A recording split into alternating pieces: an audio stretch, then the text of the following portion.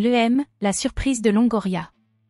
Au cours de la dernière semaine de la fenêtre de transfert, Pablo Longoria tentera d'attirer quelques recrues supplémentaires. Le président de l'Olympique de Marseille espère constituer une équipe capable de progresser des deux côtés et de devenir le remplaçant de Jonathan Klaus et Renan Lodi. Nos collègues de RMC ont également indiqué en début de semaine qu'un arrière-gauche percutant était toujours attendu. Les négociations étaient en cours avec une cible dans ce dossier. Alors que le milieu de terrain semble déjà bien fourni, l'Olympique de Marseille n'exclut pas la possibilité d'une nouvelle arrivée dans ce secteur.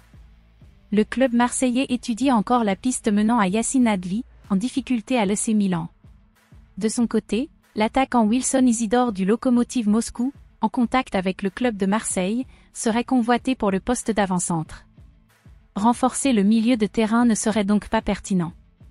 Au contraire, l'Olympique de Marseille cherche à ralentir ce secteur avec le départ de Matteo Guendouzi, en discussion avec la Lazio Rome. L'information du journaliste Florian Holzbeck semble donc surprenante. En effet, notre collègue affirme que le pensionnaire du Vélodrome, déjà intéressé en janvier dernier, n'a pas abandonné l'idée de recruter Yacine Adli. On peut imaginer que l'AC Milan ne fermera pas la porte à un prêt, car le milieu de terrain de 23 ans ne fait pas partie des plans de l'entraîneur Stefano Pioli.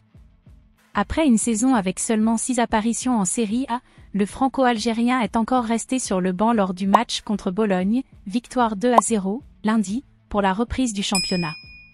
Il est à noter que le Lille serait également à la recherche de Yacine Adli. Il est difficile de dire s'il ouvrira les portes à un retour en Ligue 1. En tout cas, le milieu de terrain formé au Paris Saint-Germain doit relancer sa carrière après plusieurs saisons décevantes à Bordeaux et en Italie.